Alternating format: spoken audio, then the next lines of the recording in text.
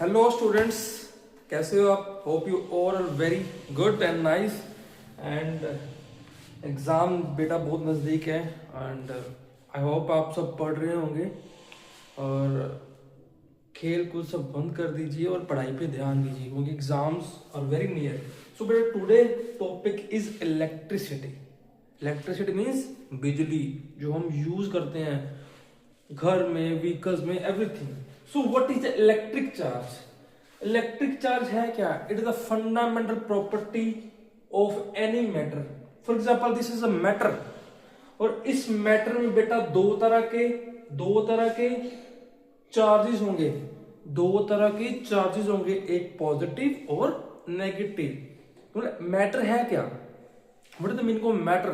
जिसमें बेटा थोड़ा सा मास और स्पेस, उसको मैटर बोलते हैं।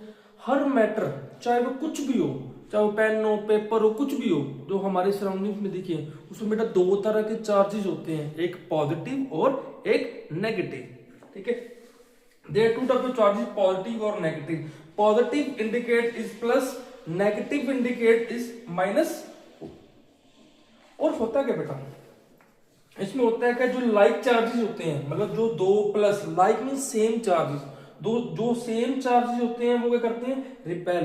मैं एक बहुत अच्छी एग्जांपल दे रहा हूँ। अगर हस्बैंड वाइफ, उनकी नई नई शादी हुई है, अगर हस्बैंड भी बहुत गुस्से वाला है, अगर वाइफ ही बहुत गुस्से वाली है, मीन्स दोनों क्या है, पॉजिटिव होंगे या दोनों नेगेटिव होंगे, तो वो कभी भी अपनी लाइफ में बॉन्ड बना नहीं पाएंगे। वो हमेशा क्या रहेंगे? हमेशा दूर दूर रहेंगे। तो लाइक चार्जेस, सेम चार्जेस, चाहे दोनों प्लस प्लस हो चाहे दोनों माइनस माइनस हो, क्या करेंगे? रिपेल करेंगे। And unlike charges attract. अगर बेटा एक हस्बैंड रिलैक्स है, गुस्से वाला नहीं है, और उनकी वाइफ गुस्से वाली है, तो वो कोऑपरेट कर सकते हैं, उनका बॉन्ड बन सकता है, मतलब वो अट्रैक्ट हो सकते हैं। ठीक है, unlike charges always attract each other. एक प्लस हो एक माइनस हो, साथ आके जुड़ जाते हैं, बॉन्ड बना लेते हैं, attract each other. Unlike charges attract each other, plus minus attract each other. ठीक है, और इसकी ऐसा यूनिट क्या है? कूलम। इसकी ऐसा यूनिट क्या है? कूलम मींस सी। ओके बेटा, सो नेक्स्ट देखते हैं बेटा हम कुछ चार्जेस की प्रॉपर्टी पढ़ेंगे। फॉर एग्जांपल फर्स्ट क्या है? Additivity of charge. The total charge on a system is the algebraic sum of individual charges. For example this is a remote.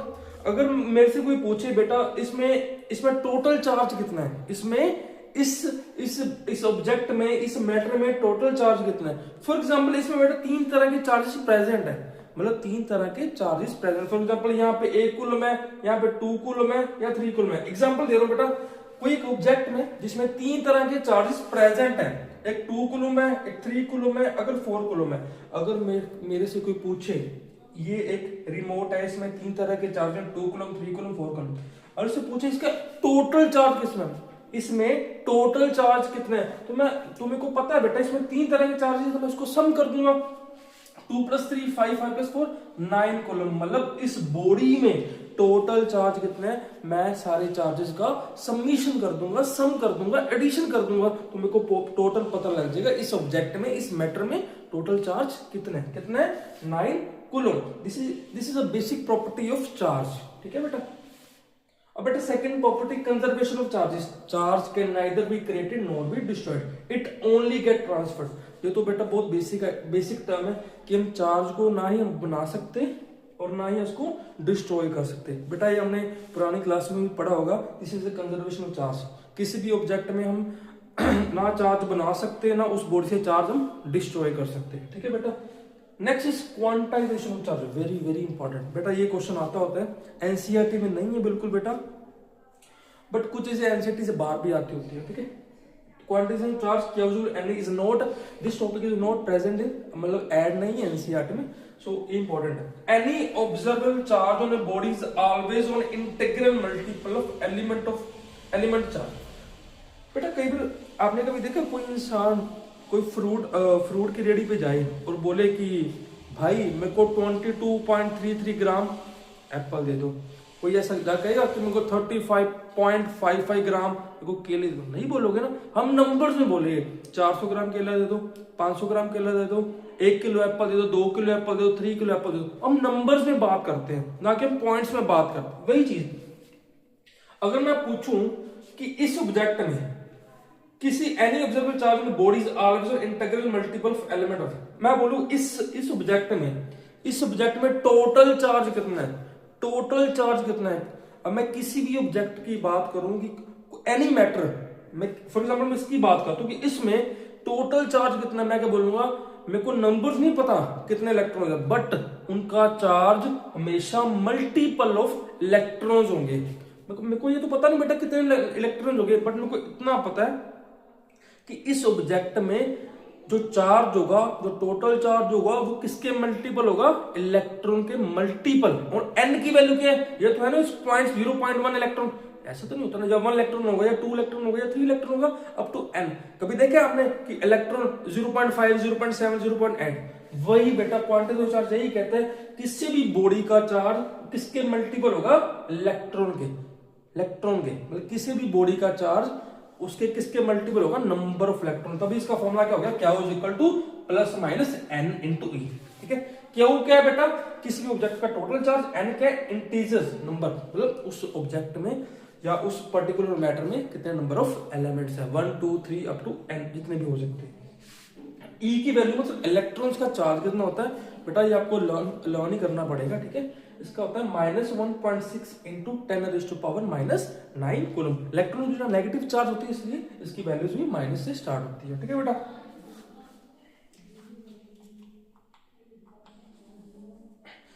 Next देखेंगे बेटा करंट। क्या देखेंगे, current. It is the rate of flow of a positive charge. Why it is written positive charge, because पता क्या होता है बेटा, जो इलेक्ट्रॉन्स होते हैं ना, इलेक्ट्रॉन्स वो कैसे मूव करते हैं, हमेशा नेगेटिव चार्ज से पॉजिटिव चार्ज, नेगेटिव चार्ज से पॉजिटिव चार्ज।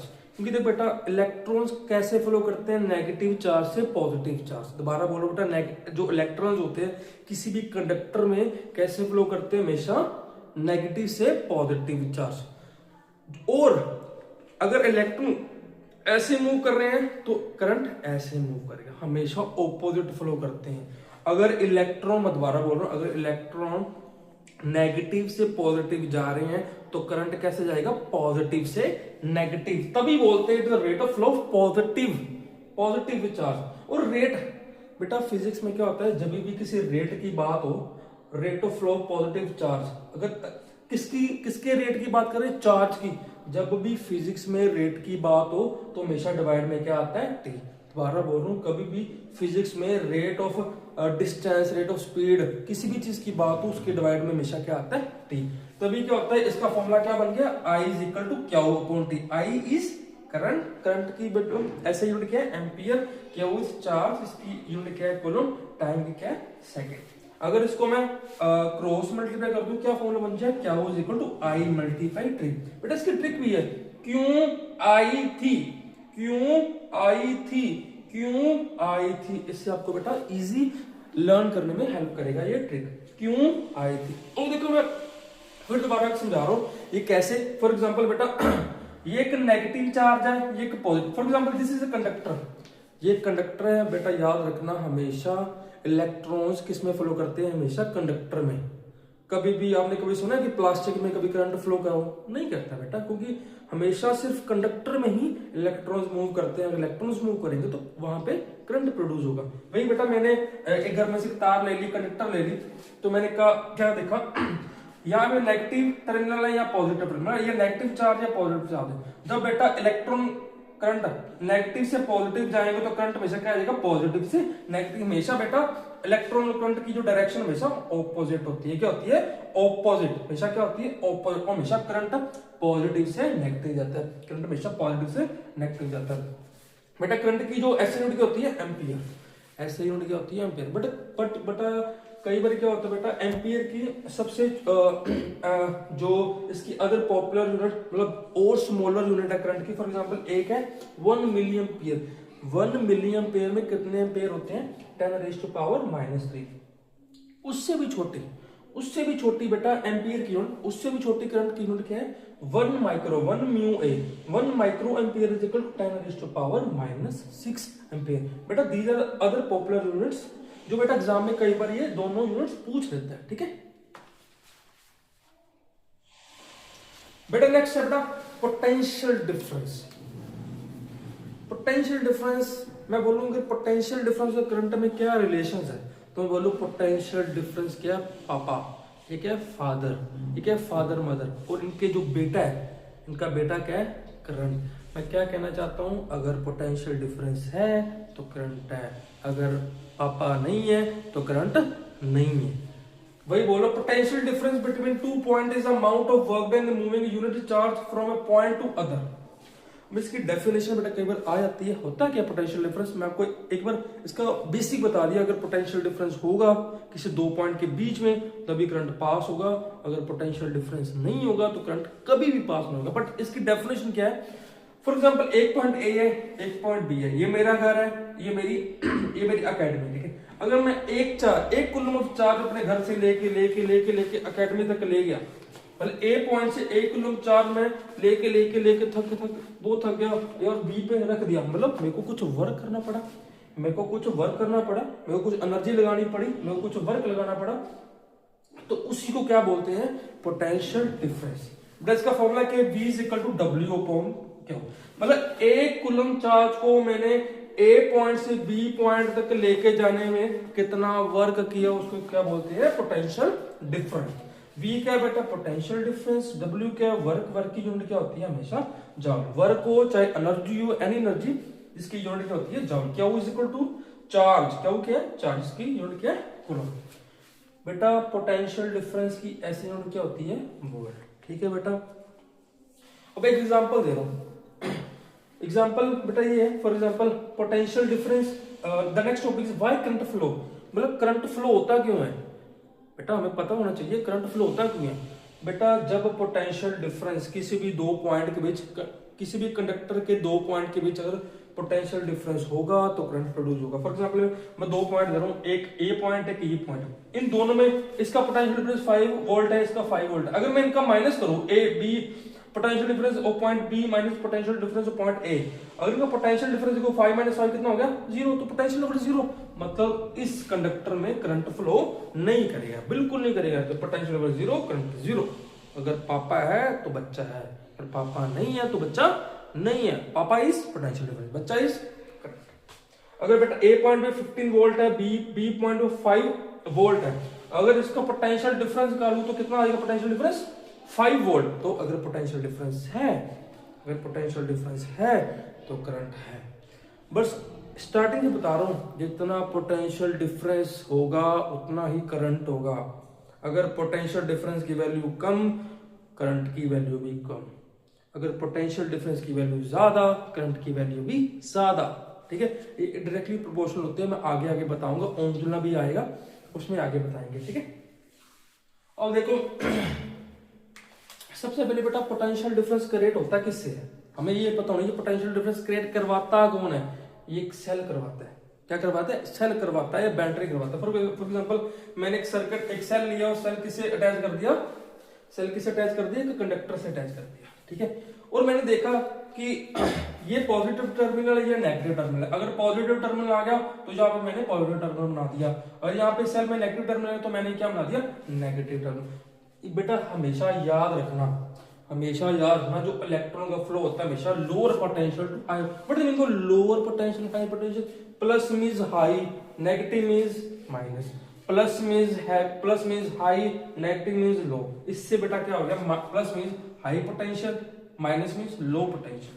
हमेशा याद रखना, मैंने हमेशा बोला था इलेक्ट्रॉन हमेशा नेगेटिव टू पॉजिटिव जाते हैं, मींस हमेशा इलेक्ट्रॉन कैसे फ्लो करते हैं कंडक्टर में, lower potential to higher potential. Electron कैसे फ्लो करते हैं, lower potential to higher potential. अगर इलेक्ट्रॉन नेगेटिव से पॉजिटिव जाएंगे तो करंट क्या जाएगा, इधर जाएगा, मतलब high potential to lower potential. हमेशा अगर इलेक्ट्रॉन इधर जा रहे हैं तो करंट इधर जाएगा।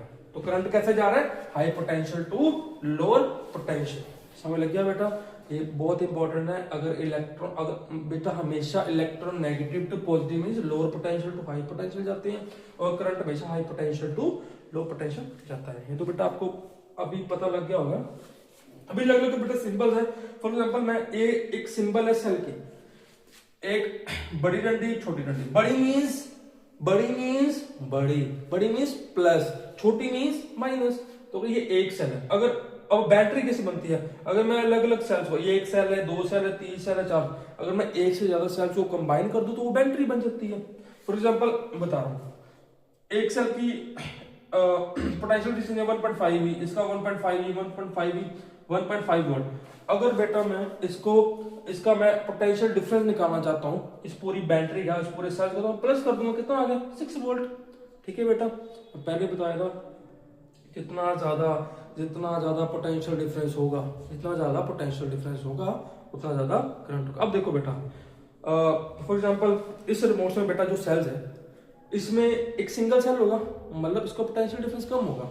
अब फॉर एग्जांपल जो व्हीकल्स हैं, बड़ी बड़ी गाड़ी, उसमें बैटरीज होती है, मतलब उसमें जो सेल्स का कॉम्बिनेशन होता है, एक सेल, दो सेल, 3 सेल, 4 सेल का कंबाइन बना के क्या बनाया जाता है, एक बड़ी बैटरी बनाई जाती है। क्यों बड़ी बैटरी क्यों बनाई जाती है? क्योंकि उसका पोटेंशियल डिफरेंस ज्यादा बढ़ाने के लिए। अगर पोटेंशियल डिफरेंस ज्यादा बढ़ेगा तो उस व्हीकल को करंट ज्यादा मिल पाएगा, करंट ज्यादा मिलेगा तो वो चलेगी।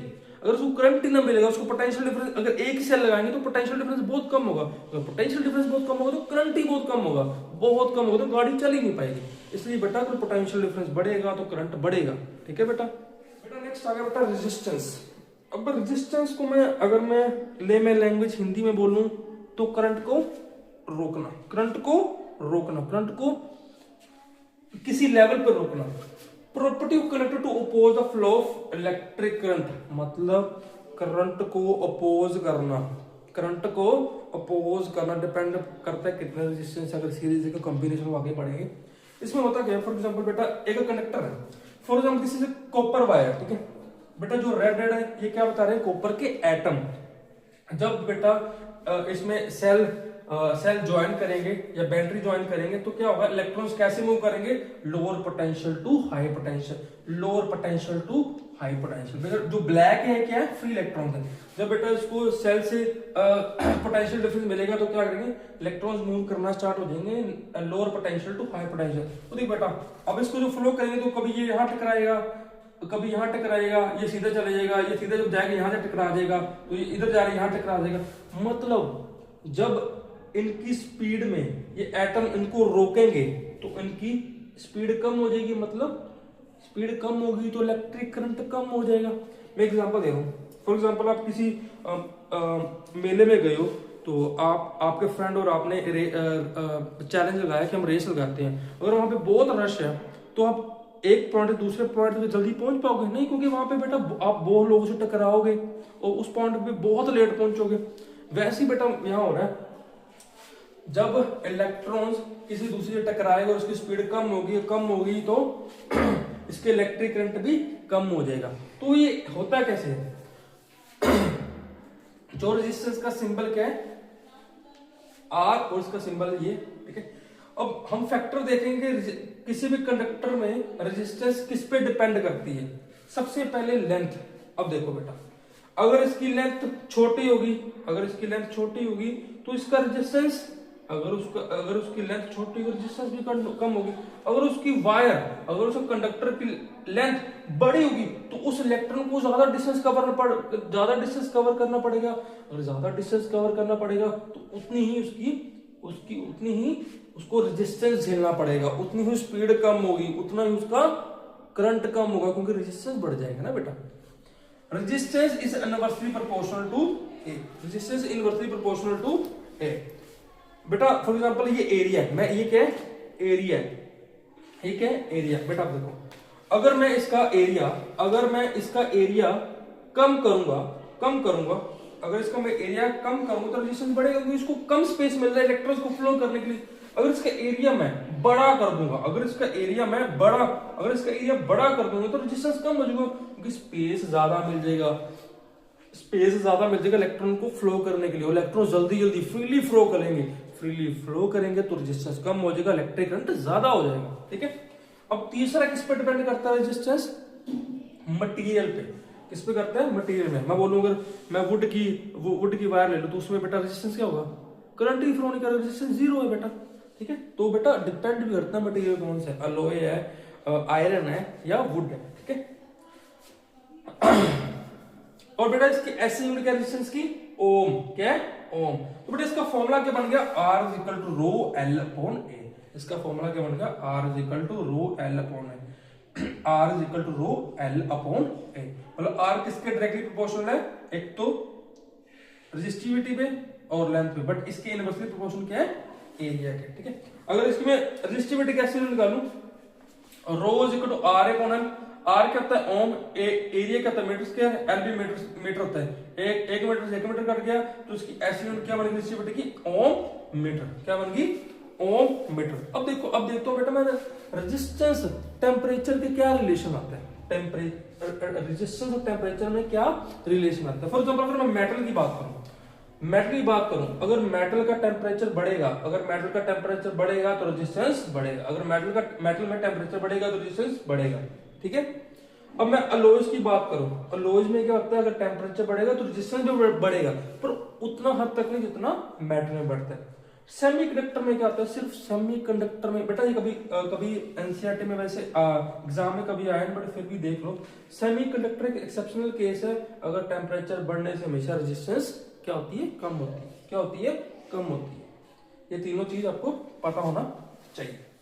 बेटा नेक्स्ट लेते हैं रेजिस्टिविटी। बेटा रेजिस्टिविटी क्या होता है?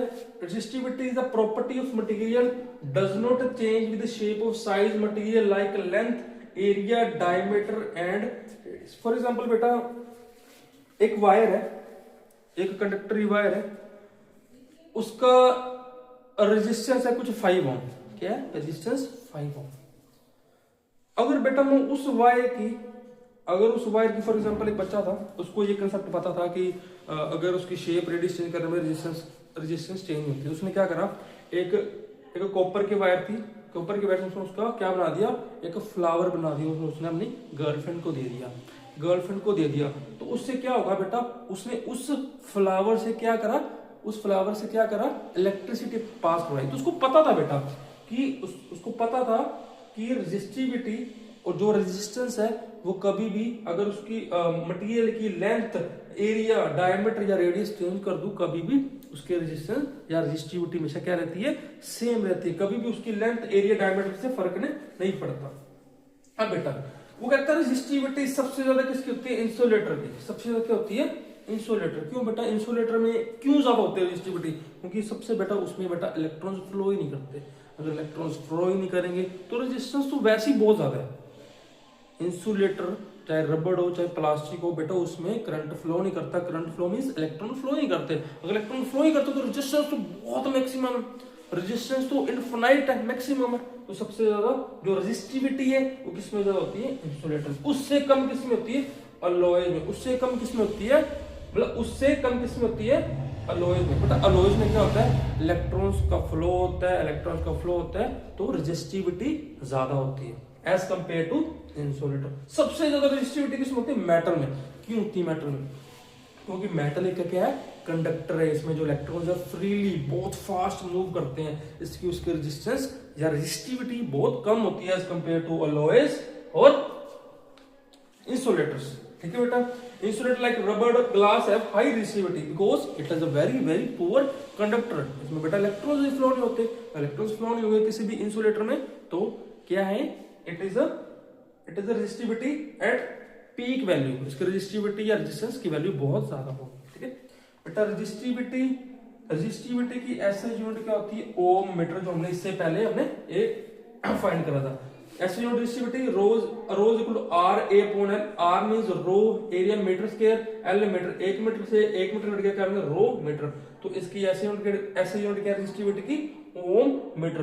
बेटा रेजिस्टिविटी और रेजिस्टेंस एक ही चीज है। ठीक है बेटा, इट्स डायरेक्टली प्रोपोर्शनल। अगर रेजिस्टेंस ज्यादा है तो रेजिस्टिविटी ज्यादा है, अगर रेजिस्टिविटी ज्यादा है तो रेजिस्टेंस भी ज्यादा है। ठीक है बेटा, अगर बेटा दो तरह के इंस्ट्रूमेंट आते हैं जो क्या बताते हैं? पोटेंशियल डिफरेंस और इलेक्ट्रिकल। बेटा बॉक्स टाइप शेप होती है, मतलब इंस्ट्रूमेंट होता है, उसके सेंटर में क्या लिखा होता है? वी लिखा होता है। वो इंस्ट्रूमेंट क्या डिनोट करता है, पोटेंशियल डिफरेंस। वो बेटा अगर किसी सर्किट में लगा हो, मतलब एक ऐसा बॉक्स होता है उसके सेंटर में वी लिखा होता है, वो क्या होता है, वोल्ट मीटर। वो एक इंस्ट्रूमेंट है जो पोटेंशियल डिफरेंस की वैल्यू बताता है। और एक और इंस्ट्रूमेंट है, उसके सेंटर में एक बॉक्स टाइप शेप होती है, उसके सेंटर में ए लिखा होता है, ए मींस एमीटर, जो क्या बताता है, इलेक्ट्रिक करंट की वैल्यू शो करता है। बेटा एक एमसीक्यू में क्वेश्चन आ सकता है कि वोल्ट मीटर क्या बताता है, पोटेंशियल डिफरेंस बताता है, एमीटर क्या बताता है, इलेक्ट्रिक करंट की वैल्यू बताता है। ठीक है, सबसे पहला बेटा वेरी इंपॉर्टेंट ओम्स लॉ कहता है, क्या कहता है, ओम्स लॉ कहता है, मैं आपको पहले ही बता चुका हूं कि जितना पोटेंशियल डिफरेंस ज्यादा होगा, जितना पापा की वैल्यू ज्यादा होगी, उतनी बच्चे की वैल्यू ज्यादा होगी। बट ओम्स लॉ क्या कहता है, ये बात बिल्कुल ठीक है, अगर पापा की वैल्यू ज्यादा तो बच्चे की वैल्यू ज्यादा, बट उसके सराउंडिंग में, कंडक्टर की सराउंडिंग में टेम्परेचर की वैल्यू कांस्टेंट होनी चाहिए। जिसकी कंडीशन में ओम्स लॉ कहता है कि अगर पोटेंशियल डिफरेंस, अगर पापा की वैल्यू 2 है, अगर v की वैल्यू 2v है, तो करंट इफ 1 एम्पियर है। अगर मैं पोटेंशियल डिफरेंस 2 का डबल कर दूं 4v, अगर 2v का तो 4v कर दूं, मैं 2 वोल्ट का अगर 4 बन गया, 2 वोल्ट का 4 वोल्ट बन गया, मल्टीप्लाई 2 बन गया, तो 1 एम्पियर भी कितने में चेंज हो गया, 2 एम्पियर में। अगर 2 वोल्ट का थर्ड 6 वोल्ट हो गया, तो करंट भी कितना होगा, इसके थर्ड। मतलब क्या कहना चाहता है, जितना वोल्ट बढ़ेगा, जितना पापा बढ़ेगा, जितना पोटेंशियल डिफरेंस बढ़ेगा, उतना करंट ही बढ़ता जाएगा। बट कंडीशन क्या है, ओम्स लॉ क्या कहता है, उसके सराउंडिंग में टेम्परेचर की वैल्यू क्या होनी चाहिए, कांस्टेंट रहनी चाहिए। ठीक है, तो इसने बेटा जो ये मेन है, तो बेटा इसको कांस्टेंट में the potential difference across the end of metallic conductor is directly proportional to the current flowing through it provided temperature remain constant। तो इसको इसमें किसमें कन्वर्ट कर दिया, क्योंकि R क्या है का कांस्टेंट उसने यूज करा, V is equal to I multiply R। V क्या पोटेंशियल डिफरेंस, इसकी यूनिट वोल्ट होती है, I is current ampere, R is resistance की ओम होता है। और इसका बेटा ग्राफ आता है, V is y axis, I is x axis, उसका ग्राफ क्या बनेगा, स्ट्रेट लाइन। क्यों, क्योंकि V is directly proportional to I। जितना पोटेंशियल डिफरेंस बढ़ेगा उतना I बढ़ता जाएगा, जितना पापा बढ़ेगा उतना उनका बच्चा बड़ा होगा, जिनका पापा बड़ा होगा उतना ही, जितना उसका पापा कम होगा उसका बच्चा भी कम होगा। मेरे कहने का मतलब क्या है, जितना V बड़ा उतना I बड़ा, जितना V कम उतना I कम। तो उसके अगर V और I का ग्राफ बनाऊं तो इसकी उसका स्लोप क्या आता है, स्लोप क्या आता है, straight line. What is slope, slope is y upon x, मतलब v अपॉन i का ग्राफ हमेशा क्या बनेगा, स्ट्रेट लाइन। बेटा इसमें बहुत अच्छा क्वेश्चन आया हुआ है, मैं आगे बताता हूँ। अगर बेटा मैं v अपॉन i का ग्राफ बनाऊं तो क्या आएगा, स्ट्रेट लाइन। तो अगर इसमें स्लोप निकालो, स्लोप क्या होता है, स्लोप का फॉर्मूला क्या होता है बेटा, y अपॉन x। y क्या है बेटा, v, x क्या है, i। तो v अपॉन i किसके इक्वल होता है, r के। मतलब ये स्ट्रेट लाइन किसकी वैल्यू बता रही है, रेजिस्टेंस की, क्योंकि v अपॉन i क्या आता है, r। हमने पढ़ा था पीछे, v is equal to i, Ohm's law पढ़ा था। अगर v i में i की वैल्यू में इधर ले तो v अपॉन i क्या होता है, r। अगर बेटा सिंपल, अगर स्लोप की वैल्यू ज्यादा तो r भी ज्यादा, अगर स्लोप की वैल्यू ज्यादा r की वैल्यू भी ज्यादा, क्योंकि v अपॉन i क्या होता है, r होता है। ठीक है, अब देखो बेटा क्वेश्चन आया हुआ है 2024 में सीबीएसई में, मैं अगर v अपॉन i का ग्राफ है, 3 रेजिस्टेंस दे रखी है, तो उसने पूछा कि इसकी सबसे ज्यादा रेजिस्टेंस की वैल्यू क्या है। तो देखो बेटा, जितना इन तीनों में से स्लोप की वैल्यू किसकी ज्यादा है, इसकी स्लोप ज्यादा, उसकी रेजिस्टेंस ज्यादा। तो R3 की स्लोप तीनों में से सबसे ज्यादा इसकी है, उससे कम इसकी है, उससे कम इसकी। जितना स्लोप ज्यादा उतना रेजिस्टेंस ज्यादा, जितना स्लोप कम रेजिस्टेंस कम, जितना स्लोप कम रेजिस्टेंस कम। ठीक है बेटा, तो R3 is greater than 1, R1 is greater than 2। ठीक है बेटा, लगी समझ।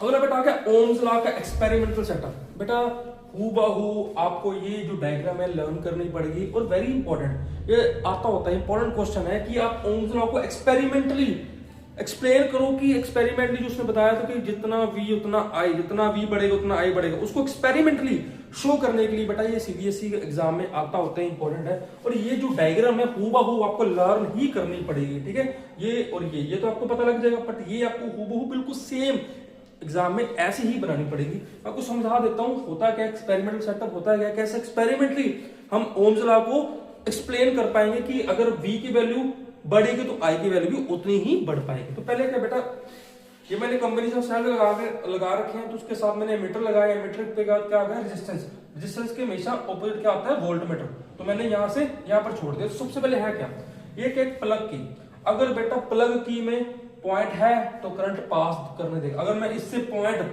निकाल दूं, अगर मैं प्लग की से पॉइंट सेंटर में से निकाल दूं तो करंट पास होना बंद कर देगा। प्लग की का मतलब समझ लग गया, अगर प्लग की के सेंटर में पॉइंट है तो करंट पास होगा, अगर इसमें पॉइंट में निकाल दूं तो करंट पास नहीं होगा। सबसे पहले क्या करूंगा, मैं इस पॉइंट से वायर अटैच कर दूंगा, क्या करूंगा वायर अटैच कर दूंगा। सेल से बेटा पोटेंशियल डिफरेंस से क्या होता है करंट प्रोड्यूस होता है, अगर पोटेंशियल डिफरेंस है तो करंट प्रोड्यूस होगा। तो यहाँ से बेटा करंट निकला, एमीटर से निकला, रेजिस्टेंस से निकला, यहाँ आया और प्लग की से पास होता होता यहाँ पे निकल गया।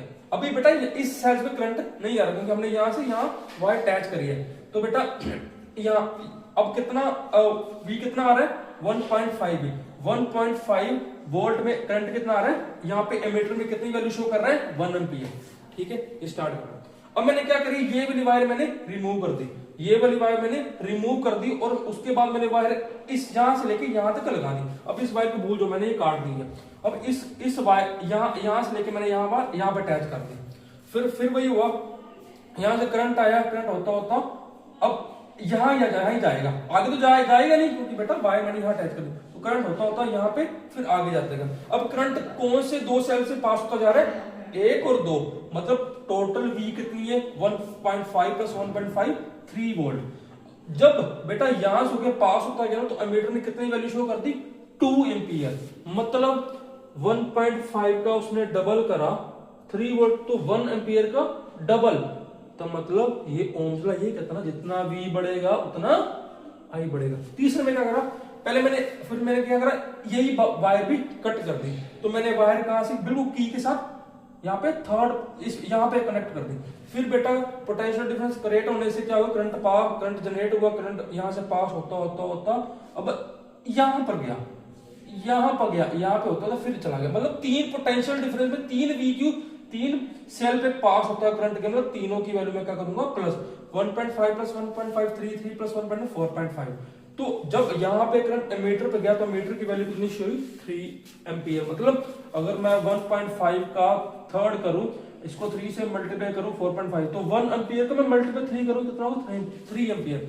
मतलब यही कहना जा रहा है जितना V की वैल्यू बढ़ेगी उतना एम्पियर की वैल्यू, जितनी V की वैल्यू बढ़ेगी उतनी एम्पियर की वैल्यू बढ़ेगी। बेटा ये इंपॉर्टेंट है, आपको हूबहू ऐसे ही जैसे मैंने आपको प्रॉपर्ली समझाया एग्जाम में ऐसा लिखना पड़ेगा।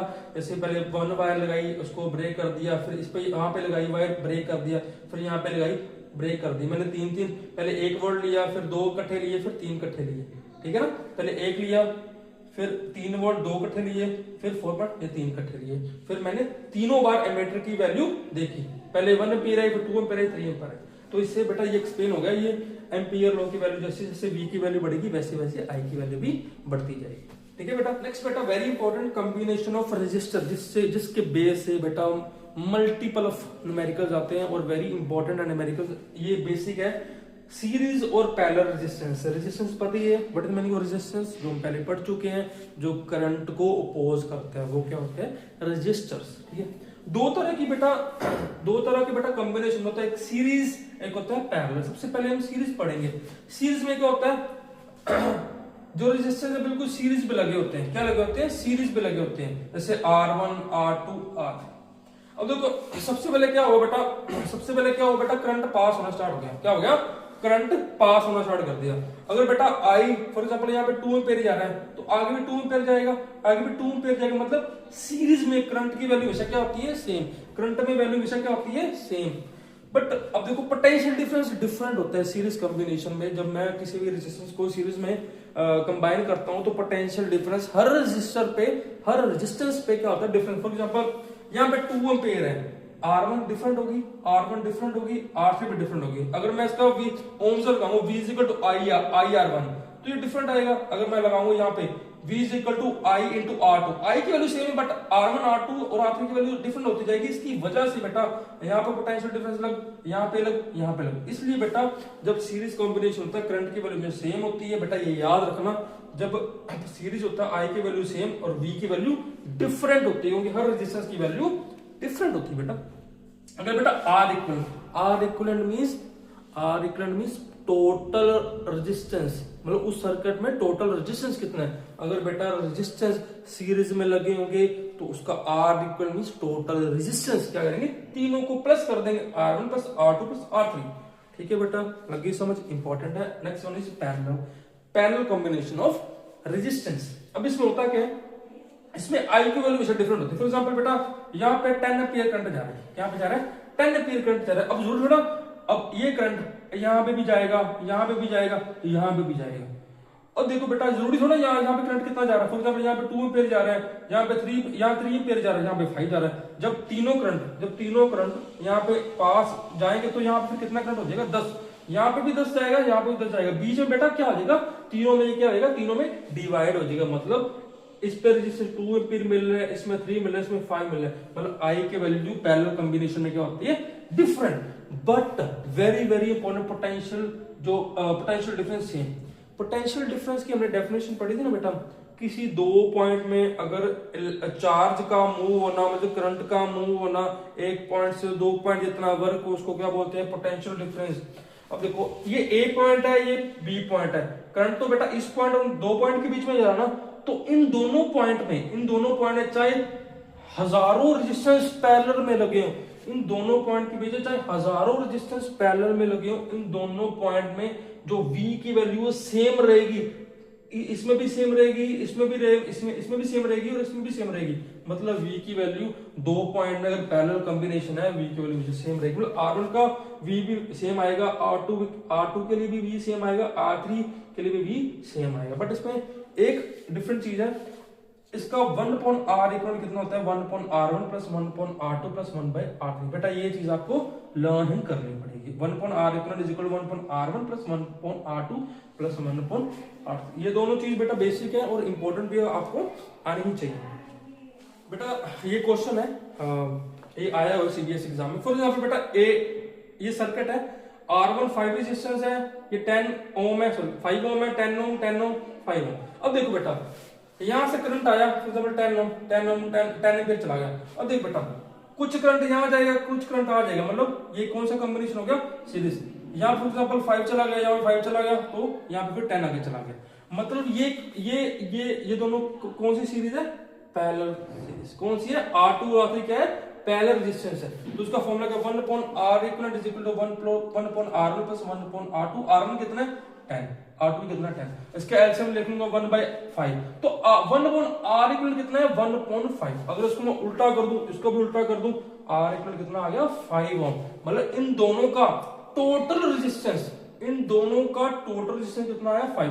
तो इसको मैं किसमें कन्वर्ट कर दूंगा, एक रेजिस्टेंस में। R1 तो 5 ओम है, इन दोनों का टोटल रेजिस्टेंस कितना आया, 5 ओम। तीसरा भी 5 ओम। तो बेटा तीनों रेजिस्टेंस क्या होगी, सीरीज में होगी। तो इसका R इक्वल कितना हो जाएगा, R1 plus R2 plus R3। 5 plus 5 plus 5 कितना हो गया, 15 ओम। ठीक है बेटा। अब देखो बेटा, this is very important question. ठीक है, अब इसे आपको फाइंड करना है, determine R equivalent between its two end point, A point और B पॉइंट। क्या है, A पॉइंट और B पॉइंट। सबसे पहले मेरे को ये पता होना चाहिए कौन से रेजिस्टेंस, बेटा किसी भी क्वेश्चन आएगा, किसी भी दो एंड में आपको रेजिस्टेंस फाइंड करना है। सबसे पहले हमको ये पता होना चाहिए कि रेजिस्टेंस पैरेलल में है या सीरीज में। सबसे पहले ये फाइंड करना है कि कितने रेजिस्टेंस पैरेलल में है और कितने रेजिस्टेंस सीरीज में है। फॉर एग्जांपल मैंने यहाँ पे 6 एम्पीयर करंट भेज दिया, 6 एम्पीयर करंट आ गया। मतलब ये तो है नहीं दोनों में सेम जाएगा, कुछ करंट यहाँ पे जाएगा, कुछ करंट यहाँ पे जाएगा। फॉर एग्जांपल यहाँ पे कितना गया, 2 एम्पीयर करंट चला गया, तो यहाँ पे फॉर एग्जांपल यहाँ पे 2 एम्पीयर चला गया, यहाँ पे कितना चला गया, 4, यहाँ पे 4 4 4 4 4। तो मतलब अगर देखो बेटा, जहां पे करंट सेम जाता जाएगा रेजिस्टेंस में, तो वो रेजिस्टेंस क्या होगी, सीरीज में होते जाएंगी। अब देखो यहाँ पे 6 आया, 6 एम्पीयर, यहाँ पे 4 बट गया, यहाँ पे 2 बट गया। अब इस रेजिस्टेंस में 4 जाएगा, इसमें भी 4 जाएगा, इसमें भी 4 जाएगा। मतलब तीनों में करंट सेम जा रहा, मतलब ये तीनों रेजिस्टेंस क्या होगी, सीरीज में। बेटा ये एक ट्रिक है, देखो बेटा तीनों में करंट अगर सेम जा रहा है तो तीनों रेजिस्टेंस क्या होगी, सीरीज में होगी। मतलब इसका R इक्वल क्या होगा, 2 + 2 + 2 6 ओम। ठीक है, इसका R रेजिस्टेंस क्या होगा, इसका R इक्वल क्या होगा, 6 ओम। अब देखो बेटा, अब ये तीनों, इन तीनों का एक मान लूंगा तो कितनी होगी, इसका ओम कितना होगा, 6। 6 हो गया, बट दूसरी तो पैरेलल ना, इन तीनों में इन तीनों का प्लस इसके तो पैरेलल है ना, तो बेटा ये सीरीज में है और ये पैरेलल में है, तो ये 6 ओम हो गया इनका, अगर आर इक्वल निकालूंगा तो ये 2 ओम। ठीक है बेटा, एक चीज और बेटा, जितना भी सेल पोटेंशियल डिफरेंस, जितना भी सेल एक सर्किट में वोल्ट देता है, फॉर एग्जांपल सेल ने 6 एम्पियर एक करंट दिया, तो बेटा उस सेल को दोबारा 6 एम्पियर करंट देना पड़ेगा। ये नहीं अगर यहाँ 4 2 चला गया तो रास्ते में खत्म हो गया ना, अगर 4 2 बटा तो 4 + 2 आगे जाके बी पॉइंट पे 6 एम्पियर ही चला गया, मतलब 6 एम्पियर आया और 6 उसको भेजना भी पड़ेगा। ठीक है, अब देखो बेटा ये दोनों पैरेलल में, इसका 1/r इक्विवेलेंट कितना होगा, 1/r1 + 1/r2, इसकी वैल्यू निकाल दूंगा, r इक्विवेलेंट की वैल्यू कितनी आ जाएगी 3/2। तो इसकी नई डायग्राम बेटा एग्जाम में भी अगर ऐसा क्वेश्चन होगा, इसकी न्यू डायग्राम ऐसे करके बनानी है, और उसको टीचर को पता भी होना चाहिए, अगर उनको शो भी करना चाहिए कि ये तीनों रेजिस्टेंस सीरीज में है। जैसे मैंने ये बताया कि R2 R3 R4 ये सीरीज में है, क्यों, इन तीनों में करंट की वैल्यू सेम जा रही है। तो ये क्या है, इट्स वेरी इंपॉर्टेंट क्वेश्चन, ये सीबीएसई 2025 में आया हुआ है। बस आपको इसमें ये देखना है कि कौन सा रेजिस्टेंस सीरीज में जा रहे हैं, कौन सा पैरेलल में जा रहे हैं, फॉर्मूला बेटा दोनों लिखना है। एक तो सीरीज में R equal to R1 + R2 + R3, और पैरेलल में 1/R equal to 1/R1 + 1/R2 + 1/R3, वो डिपेंड करता है बेटा कितने रेजिस्टेंस है। ठीक है बेटा, नेक्स्ट वेरी इंपॉर्टेंट नोट इसमें बताता हूँ कि जो सीरीज में रेजिस्टेंस की वैल्यू है, सीरीज में रेजिस्टेंस की वैल्यू हमेशा ज्यादा आती है एज कंपेयर टू पैरेलल। याद रखना बेटा, सीरीज में हमेशा आर की वैल्यू ज्यादा आती है एज कंपेयर टू पी। फिर मैं आपको शो करता हूँ बेटा, दो रेजिस्टेंस सीरीज में लगे, उसका आर इक्वल क्या होगा, R1 + R2 कितना होगा 9 ओम।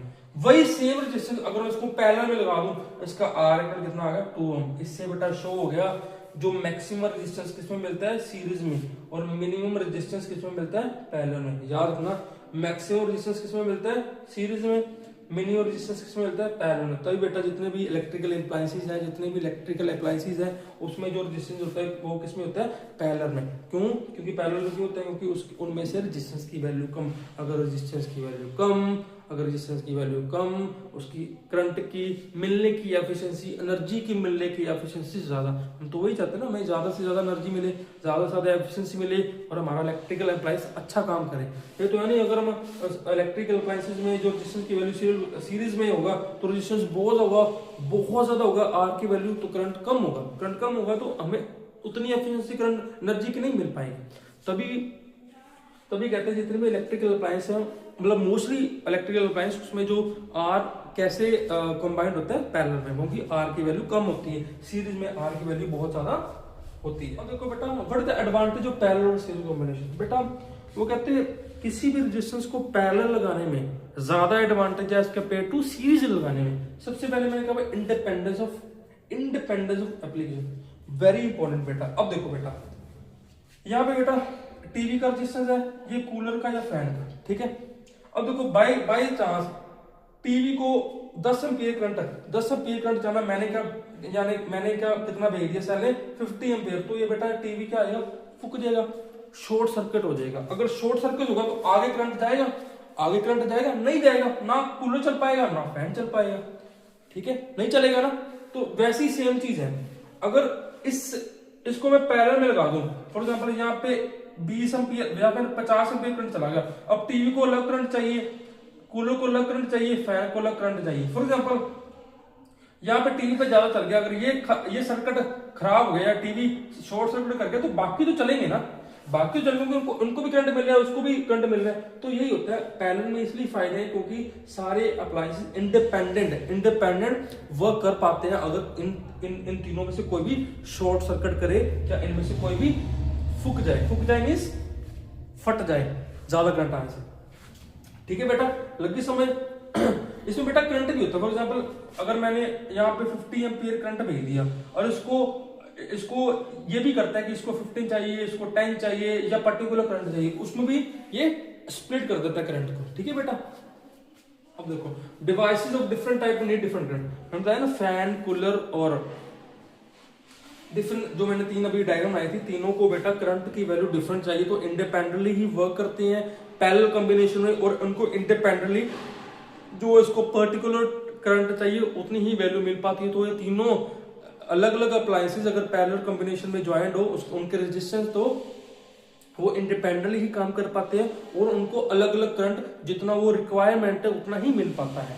थर्ड बेटा रिक्वायर रिड्यूस इक्विवेलेंट रेजिस्टेंस। अब है क्या बेटा, मैं बताया था ना जब मैंने आप इससे पहले करवाया था, जो टोटल अगर कोई रेजिस्टेंस सीरीज में हो तो उसकी आर की वैल्यू, जो रेजिस्टेंस सीरीज में कंबाइंड है उसकी आर एस की वैल्यू आर पी से ज्यादा होती है। मतलब अगर रेजिस्टेंस सीरीज में ज्वाइंट है तो उसकी वैल्यू ज्यादा है, बहुत ज्यादा एज कम्पेयर टू अगर रेजिस्टेंस पैरेलल में है। अगर देखो बेटा, अगर रेजिस्टेंस पैरेलल में लगे हुए हैं तो रेजिस्टेंस कम होगी, रेजिस्टेंस कम होगी तो उनकी इलेक्ट्रिकल अप्लायंसेस की एनर्जी लेने की एफिशिएंसी ज्यादा हो जाएगी। देखो the equivalent resistance of parallel circuit is less than series, तो हमें पता है the reduced resistance allow for high current. अगर बेटा रेजिस्टेंस कम होगा तो हमें करंट की वैल्यू हाई मिलेगी, मतलब सर्किट में करंट ज्यादा फ्लो करेगा। इससे क्या होगा बेटा, मोर एनर्जी, उतनी ज्यादा किसी भी अप्लायंस को एनर्जी कंजप्शन, उसकी एफिशिएंसी ज्यादा हो जाएगी एनर्जी को कंज्यूम करने के लिए। जितना आर कम उतना करंट ज्यादा उतना एफिशिएंसी ज्यादा। ठीक है बेटा, दिस इज सर्किट डायग्राम जो आपको थोड़ा बहुत देखना पड़ेगा कि फॉर एग्जांपल इलेक्ट्रिक सेल का सिंबल कैसे होता है, एक प्लस माइनस, बैटरी का होता है, कॉम्बिनेशंस ऑफ सेल, प्लग की अगर ओपन हो मतलब इसमें करंट पास नहीं हो रहा तो उसमें पॉइंट नहीं है सेंटर में। अगर प्लग की क्लोज, मतलब इनको प्लग की क्लोज मींस प्लग की ऑन है, क्लोज मींस ऑन है, करंट पास हो रहा है तो उसमें सेंटर पे पॉइंट आ गया। अगर कोई दो वायर ज्वाइंट है तो उसका सिंबल ऐसे है। अगर दो वायर क्रॉसिंग कर रही है, मतलब दो वायर क्रॉस कर रही है बट ज्वाइन नहीं करेगी, उसका सिंबल है कि ये वायर और ये ऐसे करके। ठीक है बेटा, ये कुछ सिंबल है जो आपको देखने पड़ेंगे एग्जाम में आए तो एमसीक्यू में। नेक्स्ट बेटा इलेक्ट्रिक बल्ब, इलेक्ट्रिक बल्ब का सिंबल बेटा ये रहा, रेजिस्टेंस का ये रहा, जो तो हमने तो ये काफी क्वेश्चन कर लिए तो आपको ये तो पता लग गया होगा। तो रेजिस्टेंस का सिंबल ये रहा। अगर बोलूं वेरिएबल रेजिस्टेंस, मतलब रेजिस्टेंस की value time by time change हो रही है तो उसके सिंबल ये है और ये एक एसिडेंट बना के एरो। ठीक है, एमीटर का ये वाला ए, वोल्टमीटर क्या है वी। ठीक है बेटा, ये कुछ सिंबल है आपको कुछ देखने पड़ेंगे, लर्न करने पड़ेंगे। ठीक है, और कैसे इस सिंबल को ड्रॉ करना है बेटा। अब हम नेक्स्ट क्वेश्चन करेंगे, that is very important question, 2024 में आया, वेरी वेरी इंपॉर्टेंट क्वेश्चन। ठीक है, फॉर एग्जांपल यहाँ पे एक सेल लगा हुआ है जिसका पोटेंशियल डिफरेंस कितना है 12 वोल्ट, यहाँ पे एमीटर लगा है, but the purpose of meter to find the value of current. यहाँ बेटा R1 रेजिस्टेंस है, यहाँ पे R2 R3। सबसे पहले बेटा क्या हुआ, हमने क्या निकालना R इक्विवेलेंट, क्या निकालना R इक्विवेलेंट। ये हमको दिख रहा है पैरेलल में, पैरेलल में दिख रहा है, इसका R इक्विवेलेंट क्या आएगा 1 upon R equivalent is equal to 1 upon R2 plus 1 plus R3।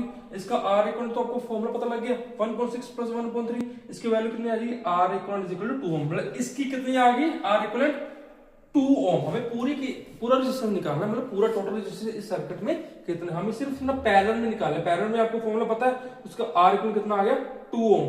अब 2 ohm इसका 4 ohm इसका, तो टोटल रेजिस्टेंस कितना आ गया, सुन लो बेटा, इसका R equivalent कितना आ गया 2 ohm, 2 ohm इसका 4 ohm इसका, सीरीज में हो गया ना बेटा। ये पैरेलल किसमें, ये इसका पैरेलल कर दिया तो एक रेजिस्टेंस बन गया, किसकी वैल्यू हुई 2 ohm, तो 2 ohm प्लस 4 ohm, तो total resistance R equal value कितनी आ गई 6 ohm। ठीक है बेटा, देखो बेटा R इक्वल 2 ohm, मतलब ये पूरा क्या बन गया 2 ohm। तो मैंने क्या करा, इसका R इक्वल निकाल दिया, 2 ohm प्लस 4 ohm कितना हो गया 6 ohm, प्रॉपर हो गया। इस सर्किट का पूरा रेजिस्टेंस कितना हो गया 6 ohm। अब दूसरा क्या कर रहा है कि मेरे को क्या निकालना है, मेरे को क्या निकालना है रीडिंग ऑफ एमीटर, मतलब एमीटर में कितना करंट की वैल्यू है। अब देखो बेटा एमीटर में कितनी वैल्यू आ रही है, फॉर्मूला क्या है, सेकंड लॉ, सेल के according V is equal to I R. Cell में कितना पोटेंशियल डिफरेंस है 12, और हमने इसकी करंट बताना है I। R करंट हमेशा बेटा सेल के मामले में जो अगर हम सेल का पोटेंशियल डिफरेंस लेते हैं तो हमेशा R क्या लेना होता है, टोटल रेजिस्टेंस। R करंट कितना निकाला हमने 4 + 2 6 ohm। I की वैल्यू कितनी आ गई, अगर 12 को 6 से डिवाइड करूंगा I की वैल्यू कितनी आ गई 2 एम्पीयर। मतलब एमीटर से कितना करंट की वैल्यू शो होगी 2 एम्पीयर। तो 2 एम्पीयर आगे भी यहां तक जाएगा, यहां भी जाएगा, और पूरे ऐसे फ्लो होता जाएगा। पूरे सर्किट में कितने करंट होगा 2 एम्पीयर। थर्ड क्वेश्चन है potential difference in all resistance. यहां पे पोटेंशियल डिफरेंस निकालना है, तो यहां पे भी पोटेंशियल डिफरेंस निकालना है, मतलब यहां भी पोटेंशियल डिफरेंस निकालना है, यहां भी पोटेंशियल डिफरेंस निकालना है। सबसे पहले 4 ओम में पोटेंशियल डिफरेंस निकालेंगे। क्या निकालेंगे? 4 ओम में पोटेंशियल डिफरेंस। क्या निकालेंगे? 4 ओम में पोटेंशियल डिफरेंस। पोटेंशियल डिफरेंस का फॉर्मूला क्या है?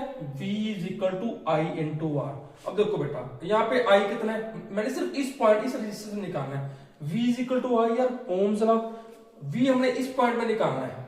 पूरा कितना है? 12 वोल्ट। पूरा कितना है? 12 वोल्ट। अब जरूरी नहीं है 12 वोल्ट यहाँ पे यहाँ पे हो ना, अलग अलग होगा, हर रेजिस्टेंस में पोटेंशियल डिफरेंस अलग होता है, ठीक है। अब इस पॉइंट पे V इज टू आई लगाएंगे। V इज टू आई कितना जा रहा है? 2, ठीक है। और हमने सिर्फ इस पॉइंट में निकालना है, इस रेजिस्टेंस में निकालना है, इस पे निकालना है। इस रेजिस्टेंस में कितना आ गया पोटेंशियल? V इज टू आई कितना जा रहा है? 2, और रेजिस्टेंस कितना है? 2, मतलब इस पॉइंट पे पोटेंशियल कितना है? 4 वोल्ट। कितना है? 4 वोल्ट। अब मैं किसका निकालना है? पोटेंशियल डिफरेंस फॉर रेजिस्टेंस 4 ओम। अब मैं यहाँ पे क्या निकालना है? यहाँ पे क्या निकालना है? Potential difference. फॉर्मूला के ओम्स लॉ के according V is to I R. I कितना जा रहा है? 2, आर कितना? 4, 2 मल्टीप्लाई 4, 2 मल्टीप्लाई 4, 8 वोल्ट। मतलब यहाँ पे 8 वोल्ट चला गया, यहाँ पे 4 चला गया, मतलब 8 प्लस 4 12 वोल्ट। तो बेटा वही पता है कि हर सेल का जितना वोल्ट होता है उतना रेजिस्टेंस के वोल्ट का बराबर होगा, ठीक है। अब मैंने क्या निकाला? Find the current of 6 ampere resistance. बेटा अब मैंने क्या निकालना है? करंट निकालना है। क्या निकालना है? करंट निकालना है। अब देखो मैं अब दोबारा बता रहा हूँ। अब मैं बताना, फॉर एग्जांपल यहाँ पे 2 एम्पियर चला गया, 2 एम्पियर चला गया। अब देखो ये तो है नहीं, यहाँ पे भी 2 जाएगा, यहाँ पे भी 2 जाएगा। 2 एम्पियर का कुछ हिस्सा यहाँ पे जाएगा, कुछ हिस्सा यहाँ पे जाएगा, फिर आगे 2 एम्पियर जाएगा, ठीक है। मैंने ये फाइंड करना कि इस यहाँ पे करंट कितना जाएगा, यहाँ पे करंट कितना जाएगा। मैंने बताया ना पैरेलल कॉम्बिनेशन में जो करंट है वो बढ़ जाता है, तो मैंने ये फाइंड करना है यहाँ पे करंट कितना जाएगा, यहाँ पे करंट कितना जाएगा। टोटल करंट कितना जा रहा है? 2 एम्पियर। अब देखो फॉर्मूला क्या है? V equal to I R. V कितना है? V कितना है? वहां पे हमने निकाला ना 6 एम्पियर, 6 ओम के लिए वोल्ट निकाला था। 4 is equal to I into R. R कितना? 6। तो करंट कितना आ गया? 2/3 एम्पियर। तो मैंने 3 ओम के लिए कितना निकाला? V is equal to I R. V volt कितना था? 4। आई मैंने निकालना है, आर की वैल्यू 3। आई की वैल्यू कितना है? 4/3। मैं चेक करूंगा कि इन दोनों का अगर प्लस करो 2 एम्पियर आ रहा है या नहीं आ रहा। तो मैंने चेक करा 2.3 प्लस 4/3 कितना आ रहा है। लगी समझ? आगे देखेंगे बेटा electric power that denotes by the P the rate at which electric energy is consumed. किस रेट में इलेक्ट्रिक एनर्जी कंज्यूम करी जाती है उसको क्या बोलते हैं? पावर। Electric power. इसका फॉर्मूला क्या है बेटा? P is equal to V into I. P is equal to potential difference multiply current. अब देखो बेटा इससे बेटा दो तरह के फॉर्मूले जनरेट हो सकते हैं। अगर V की वैल्यू आई आर है, V की वैल्यू सेकंड फॉर्मूला, अगर V की वैल्यू मैं इसमें आई आर भर दूं तो क्या आ जाएगा? P is equal to I square R, ठीक है। और अगर मैं I की वैल्यू R मल्टीपल होते जाके डिवाइड तो किसमें होगा? I is equal to V upon R। अगर I की वैल्यू V अपॉन R इसमें पुट कर दूंगा तो किसमें जनरेट हो जाएगा ये formula? P is equal to V square upon R। मतलब पावर को हम दो तरीके से लिख सकते हैं। एक तो P is equal to V है जो बेसिक फॉर्मूला है, दूसरे किसमें लिख सकते हैं? P is equal to I square R में और P is equal to V square upon R में। और इसकी एस से यूनिट क्या है बेटा? पावर की वॉट। WATT इसकी सिंबल है W, ठीक है। अब देखो बेटा नेक्स्ट क्वेश्चन है, हमने क्या निकालना है? In given circuit calculate the power. हमने पावर निकालनी है, किसमें निकालनी है? Consumed the what in the इस 2 ओम रेजिस्टेंस में कितनी पावर वो कंज्यूम कर रहा है। बेटा इसमें पोटेंशियल कितना है? 6 वोल्ट। ये बेटा प्लग की क्लोज है, ठीक है। सबसे पहले पावर का फॉर्मूला क्या है? Power is equal to V into I. क्या है? V into I. सबसे पहले क्या करेंगे? हम सेल को लेंगे, सेल में कितना वोल्ट है? 6 वोल्ट। इसका टोटल रेजिस्टेंस मतलब R इक्वल कितना है? 2 ओम प्लस 1 ओम 3 ओम। इससे हम सबसे पहले क्या निकाल लेंगे? करंट। हमें करंट नहीं पता, हम पावर नहीं निकाल पाएंगे। सबसे पहले current V is equal to I, ohm से लगाएंगे, आई को कितनी आ जाएगी? 2 एम्पियर। फिर पावर का फॉर्मूला क्या यूज करेंगे? P is equal to I square. I की वैल्यू 2 लगाएंगे, 2 फाइंड करिए, 2 का स्क्वायर मल्टीप्लाई R कितना है? क्योंकि हमें 2 इस पॉइंट इस रेजिस्टेंस में क्या निकालना? पावर की निकालनी। 4 into 8 वॉट। मतलब यहाँ पे कितनी उसको पावर मिली? 8 watt इस 2 ohm रेजिस्टेंस में। CBSE 2025 that's very important question. Consider 2 lamp, बेटा एक A लैंप है एक B लैंप है, जिसकी पावर A लैंप की पावर कितनी है 50 वॉट, इसका पोटेंशियल डिफरेंस कितना है 220 वॉट। और लैंप B जिसकी पावर कितनी है 25 वॉट, इसकी पोटेंशियल डिफरेंस कितनी है 220 वॉट। तो हमने क्या निकालना है, रेशियो निकालनी है resistance of lamp A upon resistance of lamp B। But देखो बेटा हमें हम पावर ये फॉर्मूला यूज करेंगे, P is equal to V square upon R, P is equal to V square upon R. तो हमें R की वैल्यू निकालनी, R इधर ले जाएंगे P इधर ले जाएंगे, R is equal to V square upon, अब देखो V भी है हमारे में और P भी है, तो ये फॉर्मूला यूज करेंगे R is equal to V square upon P। तो RA अपॉन RB मतलब VA V square upon P, RB की वैल्यू V स्क्वायर 220 का स्क्वायर अपॉन 25, ये कट गया तो 25 ऊपर चला गया, तो RA अपॉन RB कितना आ गया 25 अपॉन 50, 25 1 जा 25 टू द 50, तो रेशियो कितना आएगी RA अपॉन मतलब the resistance of lamp A upon resistance of lamp B कितना आएगी 1:2। That's a very important question. भी हमने फाइंड करना है कि हम पावर का कौन सा इन तीनों में से कौन सा फार्मूला यूज कर पाएंगे। एक तो P is equal to V into I है, एक P is equal to I square R है, एक P is equal to V square upon R है। वो हम डिपेंड करेंगे कि हमें